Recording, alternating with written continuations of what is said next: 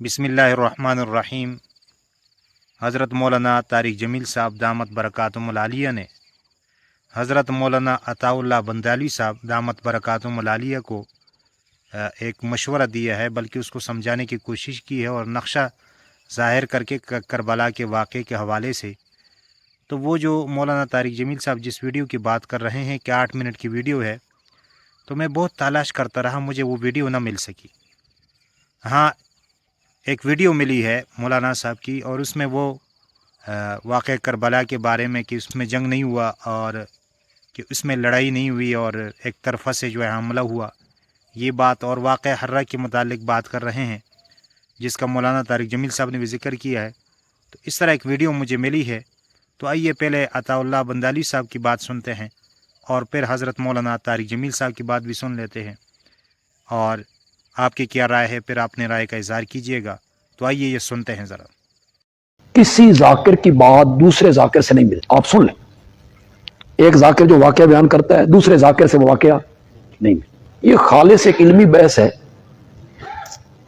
और वो अपने मसलक को या दूसरों के मसलक को यानी इल्मी लिहाज से बयान करना मकसूद है, तहकीक मकसूद है। उन्हें भी इजाजत है, अहले तशय्यो के उलमा को इजाजत है, उनके मुजतहिद हजरात को, कि वो इसका रद्द करें। जो रिवायात हम पेश कर रहे हैं वो इसका रद्द करें, इसका जवाब दें। इल्मी गुफ्तगू है, इसमें गालियां निकालना, तबर्रा करना, माओ बहनों की गालियां निकालना, ये खानदान अली के तालीमात के खिलाफ है। खानदान अली की ये तालीमात नहीं, खानदान अली की तालीमात शराफत पे मबनी, शर्म व हया पे मबनी। वो तो दुश्मनों को भी माफ कर देते। तो अगर आपका ताल्लुक उस घराने से है तो फिर शराफत को अपनाइए, नरमी को अपनाइए, दलाइल के मैदान में आप दलाइल से इसे रद्द कर कि ये रिवायत हमारी किताब में नहीं है, इनकार करें आप कि गलत बयानी हमने की है। हजरत ज़ैनुल आबिदीन रहमतुल्लाह अलैह, इनका नाम है अली, हजरत हुसैन रजी अल्लाह तआला अन्हु के फर्जंदे अर्जमंद है। करबला में ये मौजूद थे जी। ये जो लोग कहते हैं ना को बच्चे थे, गलत कहते हैं, शादीशुदा थे, और उनके बेटे मोहम्मद बाकिर जो हैं ये भी 2 साल के थे करबला में। तो ज़ैनुल आबिदीन रहमतुल्लाह अलैह करबला के ऐनी गवाह भी, सब कुछ उनके सामने हो। बीमार थे, खैमे में थे। करबला में जो कुछ हुआ ये यकबारगी हुआ। ये नहीं है कि कोई सकीम के तहत जंग हो रही है। इधर कितने लोग हैं? 72 तो कुल आदमी है, उनमें खवातीन की तादाद आप निकाल दें, बच्चों की तादाद आप निकाल दें, तो कितने बंदे बच जाए? 30 बंदे हो जाए। 30 बंदों का किसी लश्कर से, काफले से, दस्ते से जंग करना, ये अक्ल भी इस बात को तस्लीम हो नहीं कर कि कोई बाकायदा सफ बंदी हुई है, मैमना, मैसरा, मुकदमातुल जैश, इस तरह की लड़ाई हुई है, एक बंदा आ रहा है, उधर से आ रहा है, नहीं। ये उन खबीसों ने यकबारगी हमला किया है इनके खैमों पर, जिन्हें ये खतरा महसूस हुआ कि हजरत हुसैन रजी अल्लाह तआला अन्हु ने कूफे का रास्ता छोड़ के दिमिश्क का रास्ता इख्तियार कर लिया। तारीखी मैदान में आइए, मक्के से आ रहे हैं, मक्के से कूफे आए तो रास्ते में करबला नहीं आती। मक्के से एक जगह पे आके 2 रास्ते फूटते हैं, एक कूफे चला जाता है, एक दिमिश्क चला जाता है। इस रास्ते के करीब इब्ने साद का दस्ता हजरत हुसैन को मिला। इस रास्ते के करीब इब्ने साद हजरत साद इब्ने अबी वक्कास के बेटे हैं। इनके वालिद यके अज अशरे मुबशरा, मेरे नबी के रिश्ते में मामू लगते हैं, और मेरे प्यारे पैगंबर ने इनके बारे में फरमाया, साद मेरा मामू है, किसी का मामू इसका हम पल्ला हो तो दिखाओ। एक जंग में خود نبی پاک انہیں تیر پکڑاتے ہیں اور یہ دشمنوں پر تیر چلاتے ہیں. یہ تیر انداز ہیں بڑے زبردست. تو آپ تیر بھی پکڑاتے ہیں, آپ کہتے ہیں ارم یا سعد فدا کا ابی و امی, سات تیر چلاؤ, تم پر میری ماں بھی قربان, تم پر میرا باپ بھی قربان. یہ ابن سعد ان کا بیٹا ہے, عمر اس کا نام ہے, عمر. اس نے آ کے یہاں سمجھایا کہ جو خط آپ دکھا رہے ہیں, جو خطوط آپ کے پاس ہیں کوفے کے چودھریوں کے, سرداروں کے, وڈیروں کے, وہ میرے دستے میں دیکھو, یہ سارے چودھری اور سردار تو میرے ساتھ کھڑے. حضرت حسین رضی اللہ تعالی عنہ نے جب محسوس کیا تو ان پر یہ راز کھلا کہ میرے ساتھ دھوکہ ہو گیا. ان لوگوں نے کہا بھائی ہم نے تو کوئی خط نہیں لکھے. تو اس زمانے میں جعلی خط بنتے تھے, مورے بھی بنتی. حضرت عثمان رضی اللہ تعالیٰ عنہ کے خلاف جو خطوط مختلف شہروں میں لکھے گئے وہ کیا تھے؟ جعلی خط تھے, حضرت علی سے منسوب کر کے لکھے گئے.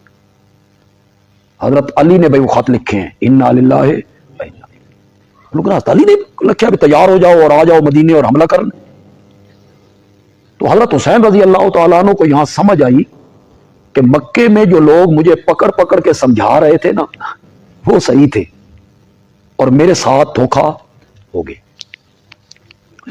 تو انہوں نے ابن سعد کے سامنے 3 تجویزیں پیش کی, 3 شرائط رکھی انہوں.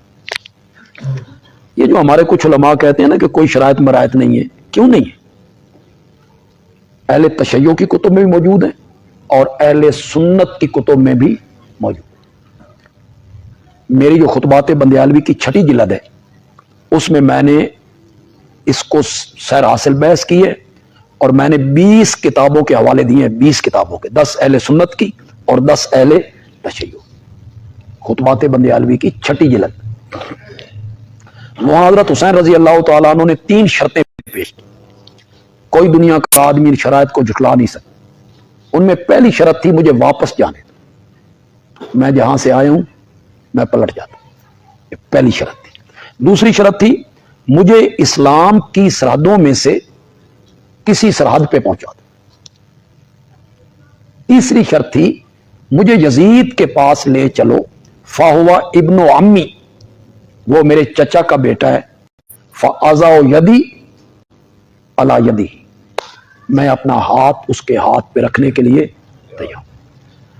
یہاں حضرت حسین رضی اللہ تعالیٰ عنہ پہ ساری باتیں کھل گئی کہ میرے ساتھ دھوکہ ہو گیا. کوفیوں نے خط لکھے, دھوکہ کیا, دھوکے سے مجھے بلایا. تو حضرت حسین رضی اللہ تعالیٰ عنہ نے کوفے کا راستہ چھوڑا اور دمشق کا راستہ اختیار کیا. تیسری شرط تسلیم ہو گئی. تو کربلا اس رستے میں آتی. 60 کوفی حضرت حسین کو مکے سے لا رہے تھے, وہ ساتھ تھے. یہ وہی لوگ ہیں جنہوں نے حضرت عثمان کی شہادت کے بعد فتور مچایا, حضرت علی اور حضرت معاویہ کو لڑوایا, حضرت علی اور حضرت عائشہ کو لڑوایا, مسلمانوں کو آپس میں لڑوایا, مسلمانوں کی طاقت کمزور کی. وہ حضرت معاویہ رضی اللہ تعالیٰ عنہ کے زمانے میں دب گئے, بجھے نہیں, صرف حضرت معاویہ کے انتقال کے بعد انہوں نے پھر سر اٹھایا. اب وہ چاہتے تھے دوبارہ یہ معاملہ ہو, مسلمان آپس میں لڑیں جھگڑیں.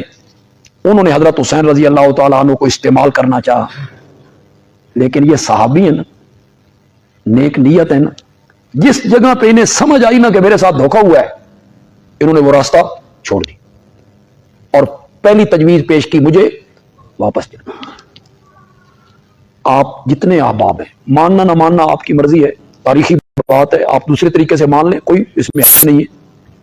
آپ کا اگر وجدان اس کو مانتا ہے تو آپ مان لیں, لیکن یہ تو بتائیں نا کہ مجھے واپس جانے دو, یہ اپنے موقف سے رجوع ہے یا نہیں.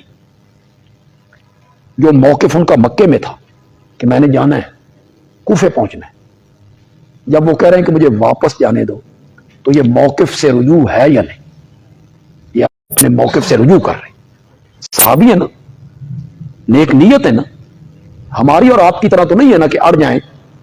ارے نہیں, جب تک اپنے موقف کو صحیح سمجھا نا، ابن عمر کی نہیں مانی، حضرت ابن عباس کی نہیں مانی. حضرت ابن عباس حضرت علی کے چچا زاد بھائی ہیں، تو ان کے والد کی جگہ ہوئے. نبی پاک کے چچا زاد بھائی ہیں تو ان کی نانا کی جگہ ہوئے.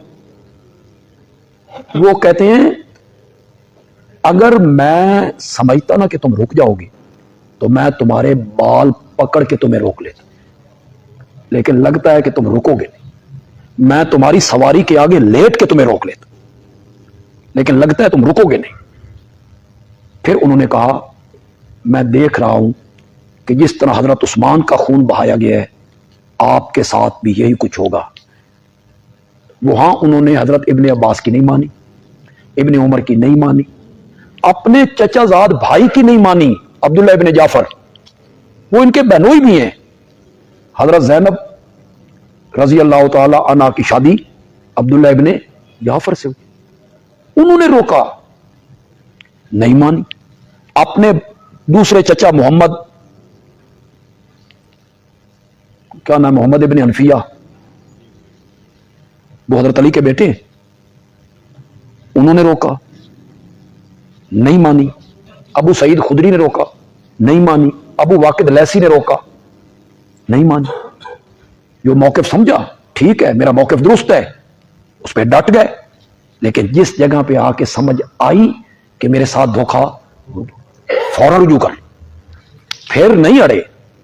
صحابی ہے نا، مجھے واپس جانے، مجھے اسلام کی سرحدوں پہ پہنچاؤ یا مجھے یزید کے پاس لے جاؤ، میں اپنا معاملہ وہاں طے کر لوں. تو یہ جو 60 بندے ساتھ آ رہے تھے انہوں نے، اور جنہوں نے خط لکھے تھے نا ان کی موریں تھیں، انہیں یہ خدشہ ہوا کہ ہمارا تو بنا بنایا جال ختم ہو رہا ہے اور یہ ساری ہمارے خلاف پڑ رہی ہے.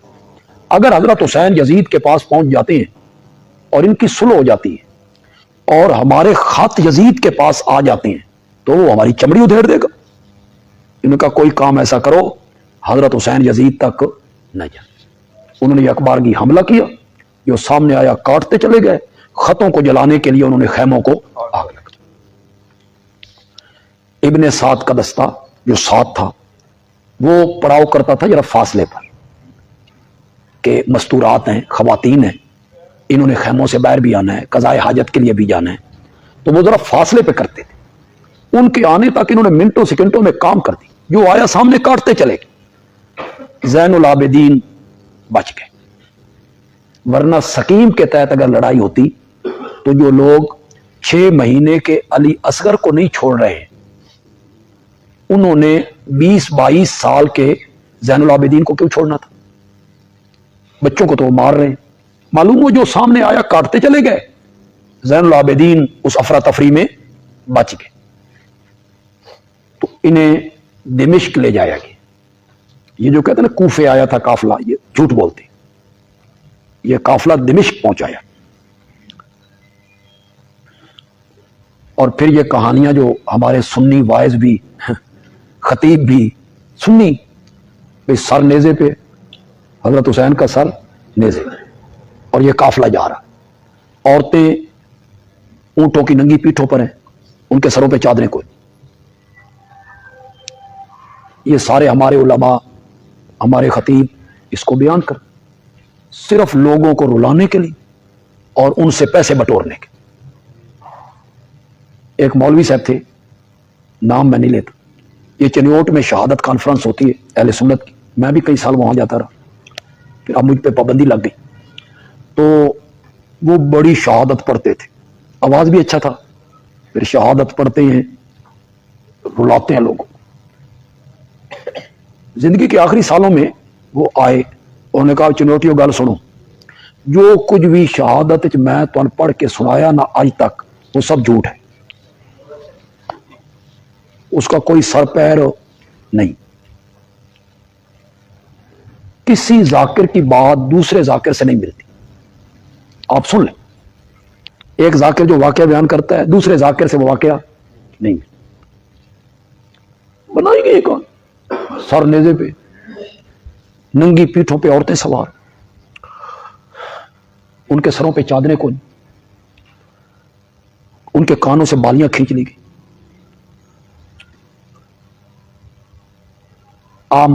मैं आपको एक बात बताता हूं, हमारा मुल्क में एक किरदार रहा है जुल्फकार अली भुट्टो से, उनकी बेटी थी बेनजीर भुट्टो। ये बड़ा सियासत में बड़ा किरदार था भुट्टो साहब। वो इतना मकबूल लीडर था कि वो कहता था मैं खंबे नु टिकट देवा ना खंबा भी जीत जाए। वाकई उसने गरीबों को टिकट दी। आम बंदे थे जो इलेक्शन लड़े, उन्होंने बड़े बड़े बुरज उलट के रख दी, बड़े बड़े वडेरों की टांगे ऊपर कर दी, जीत गया। जनरल जियाउल हक साहब आए, उसकी हुकूमत का तख्ता उलट के एक कत्ल के मुकदमे में उन्हें सजाए मौत हो, भुट्टो साहब। पिंडी में उन्हें फांसी दे दी, लाड़काने में उन्हें दफन किया। फांसी हुई सुबह 2 बजे 3 बजे, दफनाए गए वो 9-10 बजे। रेडियो पे खबर नशर हुई 11-12 बजे कि भुट्टो साहब को फांसी दे दी गई। क्यों? ऐसा क्यों किया उन्होंने? सिर्फ इसलिए कि लोगों को पता न चले एहतजाज होगा, सड़कों पे लोग आएंगे, तोड़ फोड़ करें। पहले दफनाया, फिर ऐलान किया। और अल्लाह के बंदो, वो तो कुरूने ऊला का जमाना है। खैरुल कुरून करनी सुम्मल लजीना यलूना सुम्मल लजीना यलूना। आप एक मिनट के लिए तसव्वुर करें, हजरत हुसैन रजी अल्लाह तआला अन्हु तो बहुत बुलंद, बहुत ऊंचे। आज अगर किसी जय्यद आलिम का सर हुकूमत वक्त कलम करे और उसे एक नेजे पे टांग के इस्लामाबाद से लाहौर की तरफ ले जाया जाए, तो आज के मुसलमानों का रद्द अमल क्या हो? बर्दाश्त करेंगे? तो हजरत हुसैन का सर नेजे पे कूफे से दिमिश्क ले जाया जा रहा, कोई बंदा नहीं बोलता, कोई एहतजाज नहीं कर, कोई नहीं कहता कि जालिमों ये खवातीन कौन है, ये तुम्हारे नबी की नवासियां हैं, ये बड़े मुअज़्ज़ज़ खानदान की खवातीन हैं, इन्हें तो सूरज ने कभी नहीं देखा, चांद ने कभी नहीं देखा, तुम इनको ऊंट की नंगी पीठों पर सवार करके ले जा रहे। किसी ने नहीं सोचा यह साबित करने के लिए कि वो सब दयूस थे, उनमें कोई मोमिना नहीं था। चुनाचे वो इसमें कामयाब कि वो सब बेगैरत दयूस लोग इकट्ठे हुए थे, इस खानदान के वो दुश्मन थे, और ये सब कुछ होता रहा।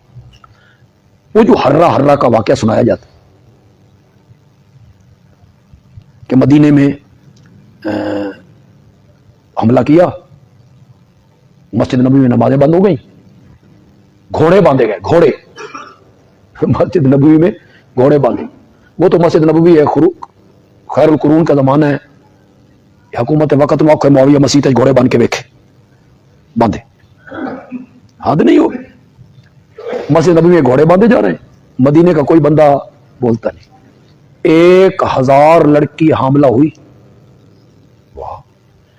ये उल्लू का पट्टा रावी ये गिन रहा था, 1 2 3 4 5 6, ना 999 ना 1001, पूरी 1000, और सब हामला हुई और हरामी बच्चे पैदा हुए। 1000 हरामी बच्चे। सुन रहे हैं लोग, तारीख ने लिख दिया, ठीक है, किसी ने नहीं सोचा। और अल्लाह के बंदो, यहां हमारे मोहल्ले में हुकूमत वक्त के कारिंदे यूं बच्चियों के साथ जिना शुरू कर दें, मोहल्ले वाले बर्दाश्त करेंगे? उन हुकूमत के करंदों को जिंदा वापस जाने देंगे? वो तो मदीना है। मुहतरम जनाब मौलाना अताउल्लाह बंदे अली साहिब और तमाम मुअज़्ज़ज़ सामीन, बहन भाई, बच्चे बच्चियाँ जो भी सुन रहे हैं, इस वक्त ख़ास तौर पर मैं आपसे मुखातिब हूँ میں سوشل میڈیا دیکھتا نہیں ہوں کہ مجھے سر میں درد ہو جاتا ہے. تو ویسے ان کے ٹائٹل کبھی کبھی دیکھ لیتا ہوں. آج میں نے ایک ٹائٹل دیکھا جو جناب کی طرف سے لگا ہوا تھا کہ کربلا میں کوئی جنگ نہیں ہوئی. تو اس پہ میں ذرا حیران ہوا، ششدر ہوا. تو میں نے اس کو، وہ تھا بھی 8 منٹ کا، تو وہ میں نے سارا سنا، جس میں آپ نے ایک تو جمہور امت سے ہٹ کے بات کی کہ کربلا میں کوئی جنگیں نہیں ہوئی، بلکہ وہ جو کوفی ان کے ساتھ تھے انہوں نے ان کو قتل کر دیا. دوسری بات آپ نے فرمائی کہ کربلا تو کوفے کے راستے میں آتا ہی نہیں، کربلا دمشق کے راستے میں آتا ہے. تو یہ میں نے دونوں نقشے گوگل سے نکلوا کر ان کو بڑا کر کے آپ کی خدمت میں پیش کیے ہیں. نہ میرا ارادہ کوئی مناظرے کا ہے اور نہ ہی میں نے کبھی یہ اسلوب سیکھا ہے.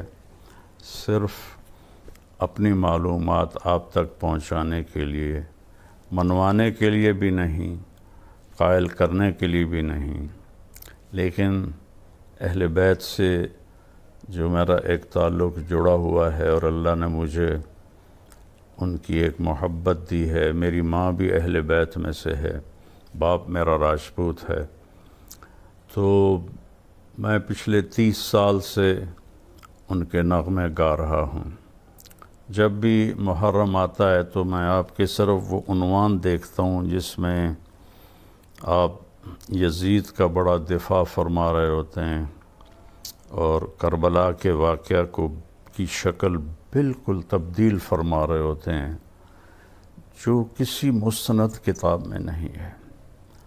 تو پہلی تو میں یہ گزارش کروں گا کہ آپ اس نقشے پہ غور فرمائیں کہ یہ مکہ سے راستہ چلتا ہے اور یہ جاتا جاتا جاتا یہ جا کے کربلا ہے سرخ نشان، اور اس کے ساتھ نجف لکھا ہوا ہے، اس کے ساتھ ہی کوفہ ہے.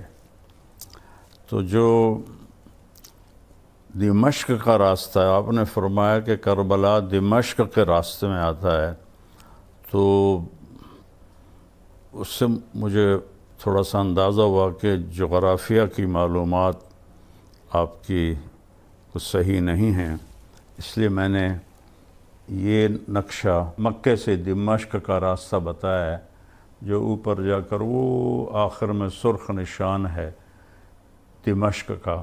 تو اس میں کہیں بھی راستے میں کسی جگہ پر بھی کربلا نہیں آتا. یہ راستہ مدینے سے تبوک اور آگے جا کے اردن میں داخل ہوتا ہے اور اردن سے پھر یہ شام تک چلا جاتا ہے. اور یہ راستہ مکہ سے مدینہ کے اوپر سے ہوتا ہوا حائل اور یہ سکاکا اور عرعر اور یہ سرخ نشان کربلا، یہ نجف اور کوفہ، ان کے درمیان میں 6 کلومیٹر کا فاصلہ ہے. یہ ساتھ ساتھ ہی ہیں. تو ایک تو یہ آپ کی خدمت میں گزارش کرنی تھی کہ یہ آپ کی معلومات غلط ہیں کہ کربلا کوفہ کے راستے میں آتا ہی نہیں. بڑی حیرت ہوتی ہے، آپ اتنے ذمہ داری سے بات کر رہے ہوتے ہیں لیکن وہ بالکل غلط ہے. آپ خود نقشہ اٹھا کے دیکھیں. میرا حاشا وکلا کوئی مقصد تنقید نہیں ہے. ان اريد الا الاصلاح ما استطعت وما توفیقی الا باللہ علیہ توکلت والیہ انیب. ایک یہ بات آپ کی خدمت میں عرض کرنی تھی. دوسرا یہ عرض کرنا تھا کہ آپ نے فرمایا کہ امام حسین تو کوفے والوں کو سمجھانے آئے تھے کہ تم یزید کی بیعت نہ توڑو اور یزید کی بیعت پہ قائم رہو. انہوں نے توڑی کب تھی جو آپ ان کو نصیحت کرنے جا رہے تھے؟ پھر آپ نے فرمایا کہ وہ پھر کوفہ سے جب دمشق چلے تو اس کی کوئی تاریخی سند کوئی نہیں، کوئی ثبوت کوئی نہیں، کسی کتاب میں کوئی نہیں، کسی ذمہ دار عالم نے، مورخ نے، محدث نے یہ بات ذکر نہیں کی کہ آپ کو تو کربلا سے آگے جانے ہی نہیں دیا گیا، وہیں ذبح کر دیا گیا، تو وہ کوفہ کیسے پہنچ گئے؟ پھر کوفہ سے وہ دمشق جانے لگے تو ان کوفیوں نے سوچا یہ تو ہمارے خط جا کے یزید کو دکھا دے گا، وہ تو ہمیں قتل کرا دے گا، تو انہوں نے سب کو کاٹ دیا اور ان کو قتل کر دیا، جنگ تو ہوئی نہیں۔ تو پھر یہ جو 1400 سال سے وہاں سب کے مزارات ہیں، سب کی قبور ہیں، اس کو جھٹلائیں، سارے مورخین کو جھٹلائیں، آپ جس حوالے سے بات فرما رہے ہیں وہ حوالہ کون سا ہے؟ پھر اگلی بات آپ فرماتے ہیں کہ یہ واقعہ کربلا ابو مخنف لوط بن یحییٰ کی ساری داستان ہے اور وہ کذاب ہے، میں بھی کہتا ہوں کذاب ہے، متروک ہے۔ تو جب وہ اس سارے واقعے کا راوی ہے تو پھر تو اس کی کسی چیز سے آپ استدلال نہیں فرما سکتے، لیکن آپ امام حسین علیہ السلام کی 3 شرطوں پر اتنا آپ زور سے بولتے ہیں، وہ بھی تو ابو مخنف کی روایت ہے، اسی کذاب کی روایت ہے۔ اگر باقی سارا قصہ جھوٹا ہے تو یہ 3 باتیں کہاں سے سچی ہو گئیں؟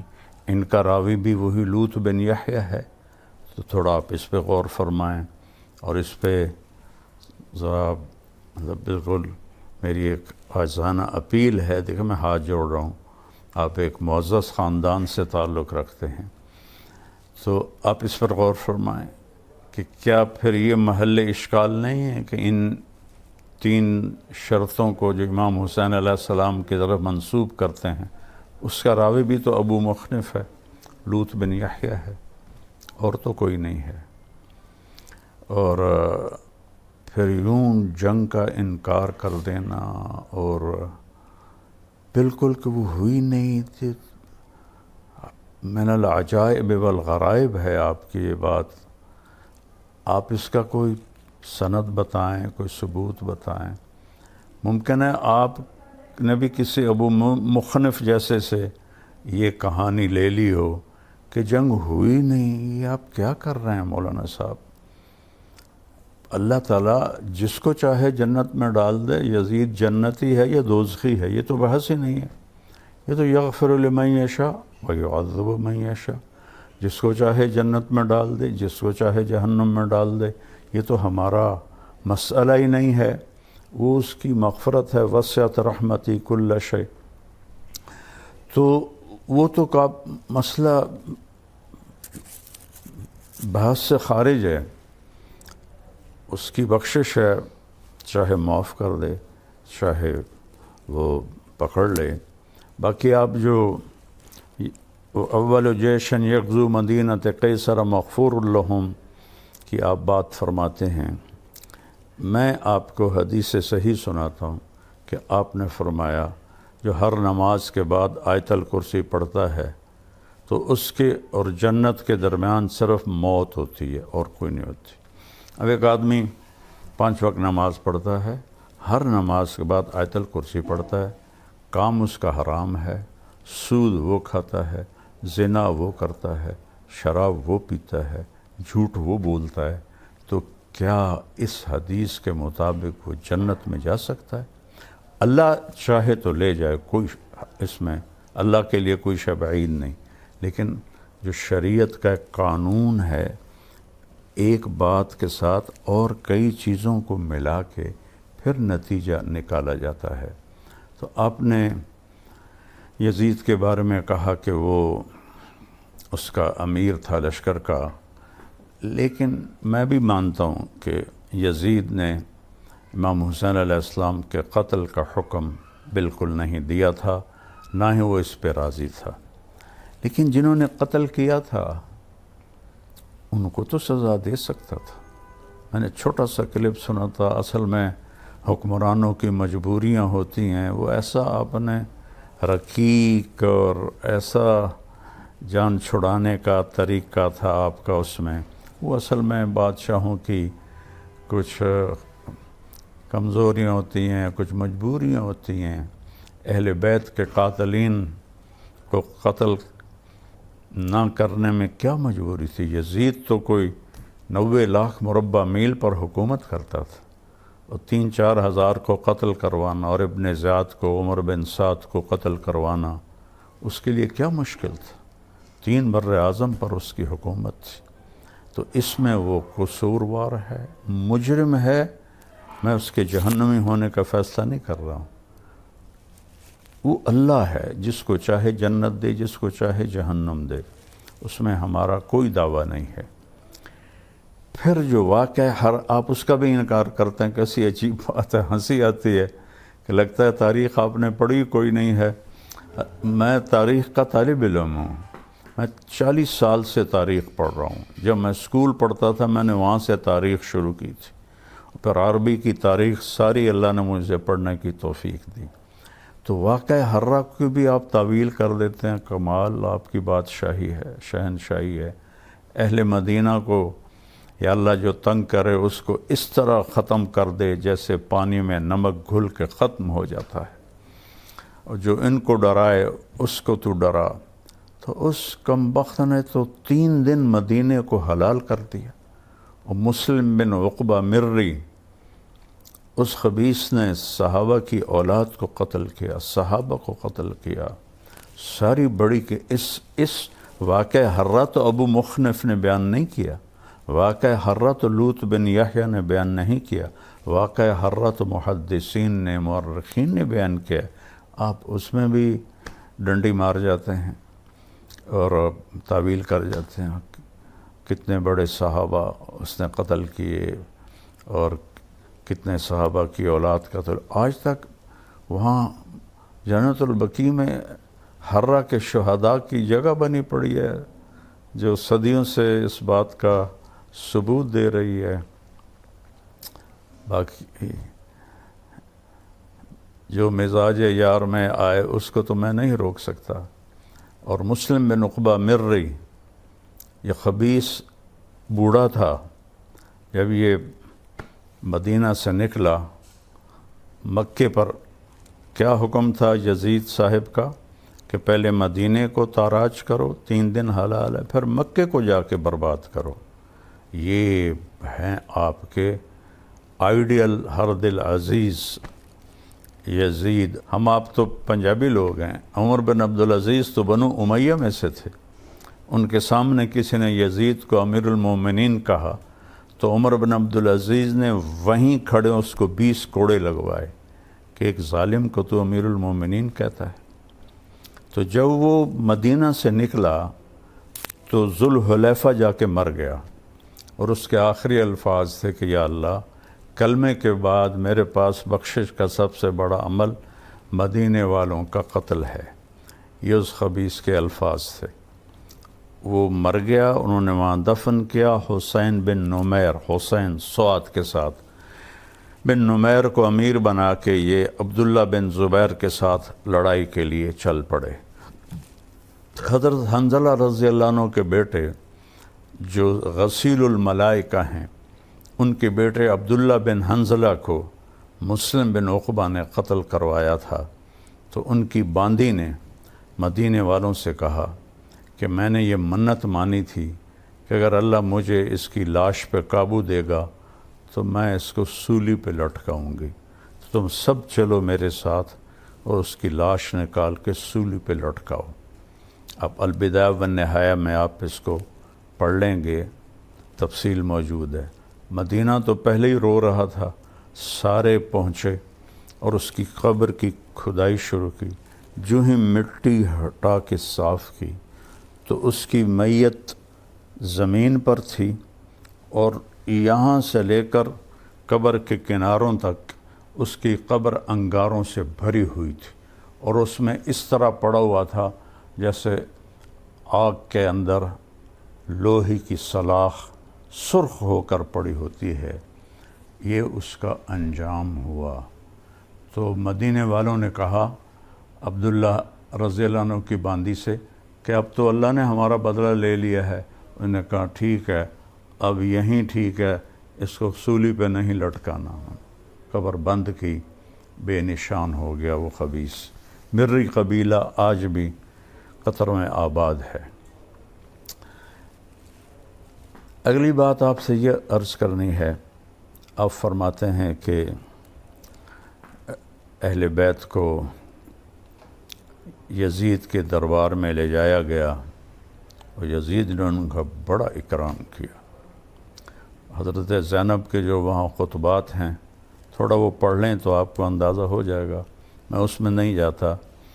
آپ نے فرمایا کہ اس کے بعد جو حضرت زینب تھی رضی اللہ عنہا وہ دمشق میں ہی ٹھہر گئیں، قافلے کے ساتھ نہیں گئیں۔ میرے پیارے مولانا کہیں مجھے دکھا دیں، عقل نہیں مانتی کہ ایک مظلوم قافلہ لٹا پٹا 72 جن کے نفوس اور 17 اہل بیت جن کے سامنے ان کی گردنیں کٹیں، ان کی جو سردار تھیں اب حضرت زینب تھیں، وہ تو دمشق میں رہ جائیں اور باقی قافلہ بچیوں کا اور امام زین العابدین بیمار کا وہ مدینے چلا جائے۔ کسی تاریخ کی کتاب میں یہ نہیں ہے، کسی مستند تاریخ میں نہیں، عقل بھی نہیں مانتی اور علم بھی نہیں مانتا کہ ایسے قافلے کو تنہا چھوڑ کے وہ وہاں رہ جائیں اور وہ اکیلے وہاں چلے جائیں۔ ساری مستند تاریخوں میں ہے، یہ سارے عوام بھی سن رہے ہیں کہ آپ اپنے عزیز بھائی بہنوں کے ساتھ واپس گئیں۔ وہ اس کو تو آج کا کوئی غیرت مند خاندان نہیں مانے گا۔ اگر اس کے 4 افراد مارے جائیں اور باقی چھوٹے بچے بچ جائیں تو ان کو کہے تسی جاؤ تو میں تا اتھاں ہی رہنا تا اتھے بیٹھا ہاں۔ یہ تو ہمارے دنیا میں کہیں یہ ثقافت نہیں ہے۔ آپ اس کو حضرت سیدہ زینب کے ساتھ جوڑتے ہیں، ان پر بہتان لگاتے ہیں آپ۔ وہ واپس گئی ہیں۔ شام میں آمد ضعیف ترین روایت ہے، زیادہ صحیح روایت آپ کا مصر جانا ہے، اور مصر میں آپ کا مزار موجود ہے، جامعۃ سیدہ زینب کے نام سے قاہرہ میں، اور پھر صدیوں بعد یہاں بھی مزار بنا، اور دمشق میں آپ کی تدفین ضعیف تاریخی روایت ہے، اور قاہرہ میں مصر میں مضبوط تاریخی روایت ہے۔ اہل تشیع نے وہ شام کو سینٹرل بنا کے اس کو زیادہ مشہور کر دیا، لیکن آپ کا یہ کہنا کہ وہ وہیں ٹھہر گئیں اور یزید کے مہمان ٹھہر گئیں، اللہ کا واسطہ ہے بندیالوی صاحب، اللہ کا واسطہ ہے بندیالوی صاحب، آپ جوش خطابت میں اہل بیت پر اتنی زیادتی نہ کریں، ان کا اللہ سے بہت قریبی تعلق ہے۔ حضرت ام سلمہ کی روایت کہ وہ 10 محرم کو عصر کے قریب سوئی ہوئی تھیں تو خواب میں دیکھا اللہ کے نبی، پراگندہ بال، سر میں مٹی پڑی ہوئی اور چہرے پر بھی مٹی، تو انہوں نے پوچھا یا رسول اللہ آپ کو کیا ہوا؟ ما شأنک یا رسول اللہ؟ فرمایا ام سلمہ حضرت مقتل حسین، اے ام سلمہ میں حسین کی شہادت کو دیکھ کے آ رہا۔ یہ 1400 سال کے سارے ہی بے وقوف ہیں جنہوں نے کربلا میں فرضی مزار بنا دیے۔ اچھا چلو وہ پھر قبریں ہی بتا دیں، جس راستے میں ان کو قتل کیا گیا تو وہاں قبریں تو بنی ہوں گی، کوئی قبروں کی نشانی بتا دیں کہ آپ کو ہمیں، چلو ہم وہاں جا کے ان کی زیارت کر لیں۔ تو یعنی اتنی خلق کو جھٹلا کے اور ایک اتنی رقیق اور ہلکی بات کرنا، یہ کسی بڑے عالم کو زیب نہیں دیتا حضرت صاحب۔ میں اللہ کی قسم نہ مناظرہ ہے نہ ہی آپ کو منانا ہے، لیکن آپ حدود سے اتنا تجاوز کر گئے ہیں جس کی وجہ سے مجھے یہ ڈر ڈر کے بولنا پڑ رہا ہے کہ اتنا آگے نہ بڑھیں کہ اہل بیت کی شان کو آپ گھٹائیں، اور ایک فاسق و فاجر جس کو اس کا اپنا رشتہ دار عمر بن عبدالعزیز 20 کوڑے مروائے کہ تو نے یزید کو امیر المومنین کیوں کہا ہے۔ باقی جنت دوزخ کا فیصلہ اللہ نے کرنا ہے۔ یا بنی اسرائیل کے 100 آدمیوں کے قاتل کو معاف کر دیا، اس کو طوائف کو پیاسے کتے کو پانی پلانے پر معاف کر دیا، تو اس کی مغفرت تو ایک اور چیز ہے، لیکن حقائق پر میں آپ کے ساتھ تھوڑی بات کرنے کی جرات کی ہے، چونکہ میں نے یہ پہلی دفعہ سنا۔ آج میں وہاں سے گاؤں سے اپنے فیصل آباد آ رہا تھا، تو راستے میں نے ایسے ہی کھولا تو کربلا میں کوئی جنگ نہیں ہوئی، تو میرا میٹر گھوم گیا کہ یہ کیا کہہ رہے ہیں، کیا فرما رہے ہیں۔ 14 صدی کی تاریخ کو جھٹلا رہے ہیں، اور سارے کروڑوں لوگ، وہ اندھے بھی ہیں، بے وقوف بھی ہیں، ان پڑھ بھی ہیں، اور صرف آپ کے پاس سے ہے یہ روایت ہے۔ تو اب ان امام حسین کی 3 شرطوں کو کیوں دلیل بناتے ہیں؟ وہ تو ابو مخنف کی روایت ہے، لوط بن یحییٰ جس کو آپ پہلے کذاب کہتے ہیں، پھر اسی کی آپ لے کر اور آگے لوگوں کو بندیالوی یوں کہہ رہا ہے اور بندیالوی یوں کہہ رہا ہے۔ ایسے بڑے بول سے بچنا چاہیے۔ اللہ کو عاجزی پسند ہے، اللہ کو عجب پسند نہیں ہے۔ تو سیدہ زینب کا یزید کے پاس مہمان بن کے ٹھہرنا، یار حیرت کی بات ہے۔ یہ ہو سکتا ہے؟ یہ کیسے ممکن ہے کہ وہ یزید کی مہمان بن گئی؟ اور یزید تو کم وقت اس کی 64 ہجری میں مر گیا، 61 میں وہ بنا تھا، 60 میں، اور 64 میں مر گیا 37 سال کی عمر میں۔ تو حضرت سیدہ زینب تو بہت بعد تک وہاں رہی ہیں، اگر رہی ہیں۔ اصل صحیح روایت مصر کی ہے، یہ شام کی روایت اہل تشیع کی ہے۔ تو لہٰذا بس یہ چند گزارشات تھیں، آپ برائے مہربانی جس کو اونچا کریں، جس کو نیچا کریں، آپ کو اختیار ہے، لیکن یہ جو آپ کا تقابل ہے کہ کربلا میں جنگ کوئی نہیں ہوئی اور پانی بند نہیں کیا گیا، اور وہ اندر ہی جو ملے ہوئے تھے انہوں نے قتل کر دیا، بھلا آدمی بات کرنے سے پہلے سوچے تو صحیح کہ کیا عقل بھی اس کو ماننے کے لیے تیار ہے؟ کوفہ تو وہ گئے ہی نہیں، کوفہ سے دمشق جا رہے تھے، اور یہ میں نے دمشق کا نقشہ نقل کیا، مکے سے دمشق کے راستے میں کہیں کربلا آتا نہیں، اور آپ نے فرمایا ہے کہ دمشق جاتے ہوئے کربلا آتا ہے، کوفہ جاتے ہوئے کربلا نہیں آتا۔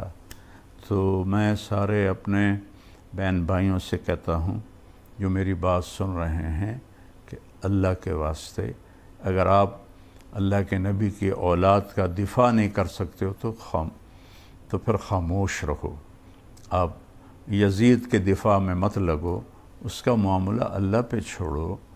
ہم بھی اس کے لیے کوئی یہ فیصلہ ہرگز نہیں کرتے، وہ فیصلہ میرے اللہ کا ہے، یغفر لمن یشاء ویعذب من یشاء، لیکن وہ امام حسین کے قاتلوں کو سزا نہیں دی، یہ اس کا جرم عظیم ہے، جرم عظیم ہے، جرم عظیم ہے، اور ناقابل معافی جرم ہے۔ اور مدینے پر اس نے حملہ کروایا اور صحابہ کی اولاد کو قتل کروایا، یہ اس کا جرم عظیم ہے۔ پھر وہ لشکر مکے پہنچا یزید کے حکم پر، حسین بن نمیر کی قیادت میں، وہ وہاں جا کے انہوں نے جب وہ مکے کا محاصرہ کیا تو خبر آ گئی کہ یزید مر گیا ہے۔ تو حضرت عبداللہ بن زبیر نے کہا کہ حسین بن نمیر سے مات طاغیتکم، تمہارا طاغیہ، تمہارا فرعون مر گیا ہے، یہ عبداللہ بن زبیر کے الفاظ ہیں۔ تو میں نے جو کچھ کہا ہے بہت احتیاط سے کہا ہے، پھر بھی اگر اس میں آپ کی شان میں کوئی گستاخی ہوئی ہو، یہ میں سب کے سامنے آپ سے ہاتھ جوڑ کے معافی مانگتا ہوں۔ میرا مطلب آپ کی دل آزاری نہیں ہے۔ اللہ سے دعا کرتا ہوں کہ اللہ آپ کو یزید کا وکیل بننے کی بجائے اہل بیت کا وکیل بنائے۔ اور جتنے میرے بہن بھائی بچے بچیاں سن رہے ہیں، اللہ کرے میری بات ان کے دل میں اتر جائے۔